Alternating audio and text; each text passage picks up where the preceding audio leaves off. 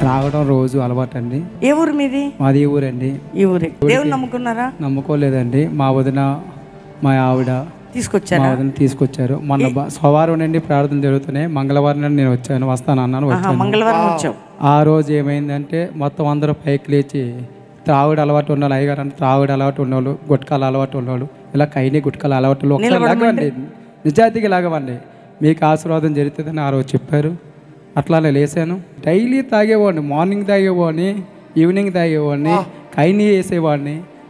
ఆ కైనీ ప్యాకెట్ జోబులో పెట్టుకొని మా ఆవిడకి చూపిస్తున్నాను రోజు కూడా. నేను ఎందుకు పెట్టుకున్నానో రోజు చేస్తాను కదా, ఇది నేను ఓపెన్ చేయకపోతే ఏంటి నాకు కనీసం తాగాలని కూడా అనిపించలేదు. మరి ఎందుకు అనిపించలేదు? ఎంత డైలీ తాగేవాడిని, నేను ఎందుకు తాగలేకపోతున్నాను? తాగాలని కూడా నాకు అనిపించలేదు. ఆ కైని వేయాలని కూడా అనిపించలేదు.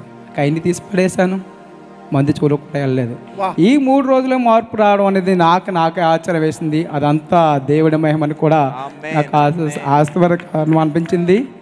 అదేవిధంగా పాస్టర్ గారండి, ఆయన ఆ పాస్టర్ గారండి అయితే ఎన్నోసార్లు నన్ను చర్చికి రమ్మన్నారు. ఆయన ఎప్పుడు కూడా అమ్మ ఎప్పుడు గౌరవంగా పిలుస్తూ ఉంటారు.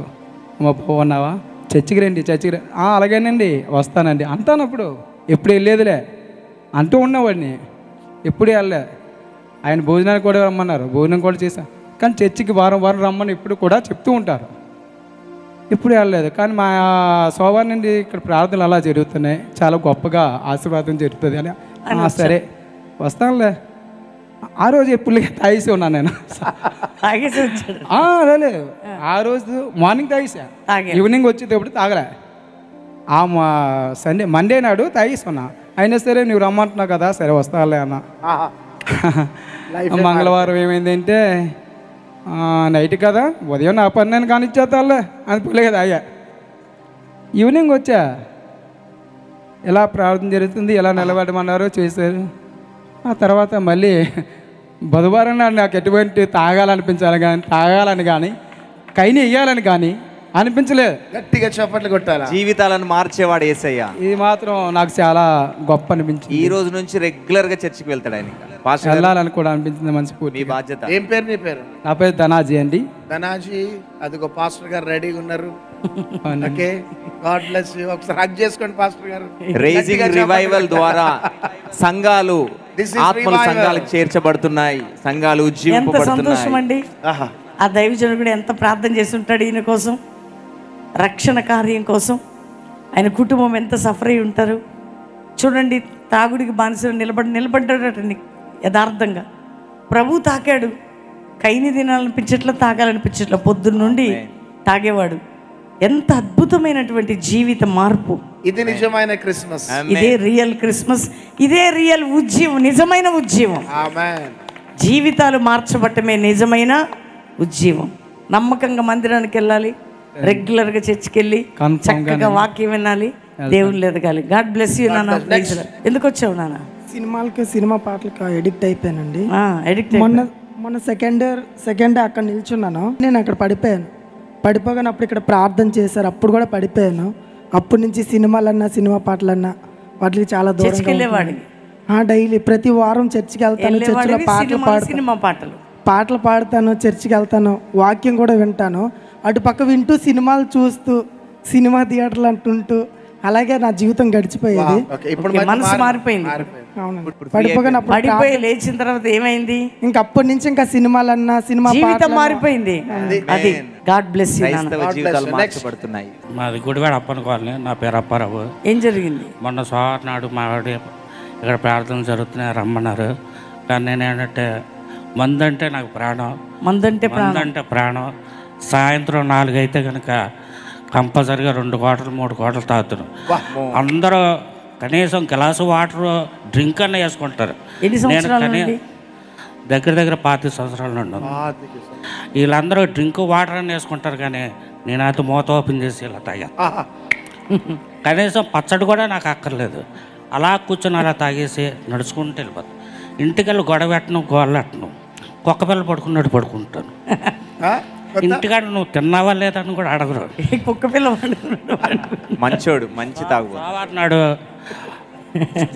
ప్రార్థన పెడుతున్నారు రా అంటే నేనేం చేశానంటే గాజువాక దాకా బండి తీసుకొచ్చి సర్వీస్ ఆటో ఎక్కించి మావాడిని. వెంటనే నేను వెనక్కి వెళ్ళిపోయాను, 2 కోటలు తీసుకుని ఇంటికి వెళ్ళిపోయాను. ఏమయ్యా రావయ్యా అని బతులాడేది మావిడ. మంగళవారం నాడు వచ్చాను. మంగళవారం వస్తే ప్రార్థన వాళ్ళకి ఇచ్చాను. అయ్యగారు ఒక మాట అన్నారు, ఇక్కడ నుండి మీరు వైన్ షాప్ దగ్గరికి వెళ్తే మీ కాళ్ళు చేతులు వనకాలి అని ఒక మాట చెప్పారు. ప్రార్థన వాళ్ళకి ఇచ్చాను. ఆ రోజు అసలు నేను మందు తాగకపోతే నాకు నిద్ర రాదు. మందు తాకపోతే వణికిద్ది బాడీ వణుకుతుంది, కాళ్ళు చేతులు వణికిపోతాయి, నిద్ర రాదు. అలాంటిది మంగళవారం బుధవారం ఈరోజు వచ్చాను. కనీసం మందు వైపు లాగట్లేదు, ఎంత మటుకు ఏదీ లేదు. ఇది సాక్ష్యం చెప్పడానికి. అసలు మనసు లేదు దాని మీద, లేదండి. అది లేకపోతే ఉండేవాడివి కాదు. అసలు ప్రాణం అని చెప్పాను కదా, ప్రాణం చెప్పాడు కదా. సోమవారం నాడే రమ్మంటే బండి మీద తీసుకొచ్చి గాజువాగా వచ్చి సర్వీస్ ఆటోకి పంపించేసి నేను వైన్ షాప్కి వెళ్ళి మందు తీసుకుని ఇంటికి వెళ్ళిపోయాను తప్ప ఇక్కడికి రాలేదు. మా ఆవిడ మట్టుకు 4 రోజులు వచ్చింది. నన్ను మంగళవారం తీసుకొచ్చింది. ఎక్కడుంది మీ ఆవిడ పాపం? ఏం పేరు? దేవండి. దేవి. దీవెన. దీవెన ఎక్కడున్నావు బంగారు తల్లి? త్వరగా ఒక పాపి మారితే ఆయన పాదాలు చేరితే అంబరంలో సంబరమట. క్యాండిల్ సర్వీస్ చేసుకొని కేకులు తింటే సంబరం కాదు, జీవితాలు మారితే సంబరం, హృదయాలు మారితే సంబరం, పాపం నుండి విడిచిపెడితే సంబరం. అది క్రీస్తు జననానికి ఒక అర్థం. ఎగరడం కాదు, గెంతులేయడం కాదు. మేము ఎన్ని ప్రయత్నాలు చేసాము, ఎక్కడికో పోదాం, ఎందుకు అనకపల్లి ఎందుకు అనిపించింది. ఏం పేరు నాన్న నీ పేరు? అప్పారావు అండి. అప్పారావు. ఇటు చూడు, నీకోసం ఈ సభలు. ఆమేన్. నీ లైఫ్ అంతా మారింది. ఏ ఊరికి వెళ్ళినా దేవుడు సాయం చేయాలి కానీ ఇక్కడ నుండి సేవ చేస్తాను. మీ ఆయన అమ్మ తాగుడు అలవాటు పెళ్ళికి ముందు నుండా?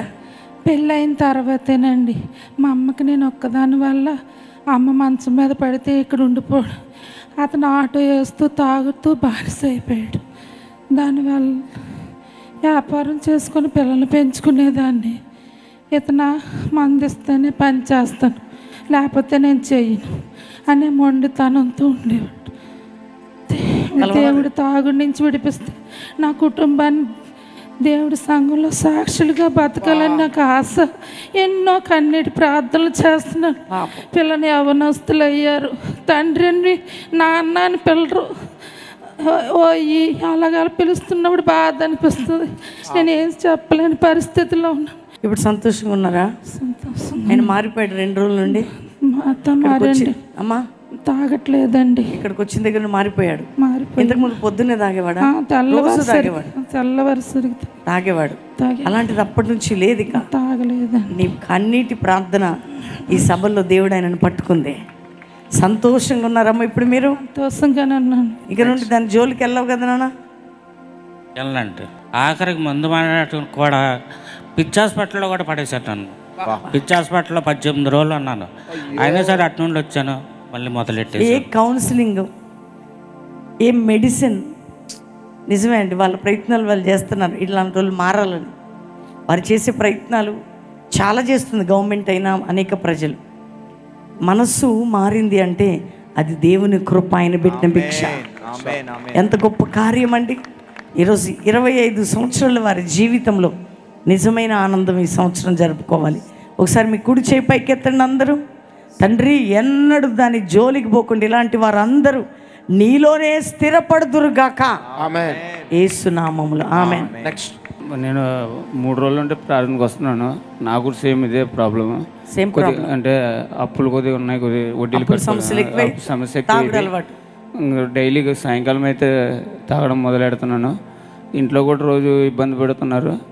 చర్చికి కూడా రమ్మంటారు మా ఆవిడ. అప్పుడప్పుడు వెళ్తాను. వెళ్ళినా కూడా మునపాక చర్చికి వెళ్తాను.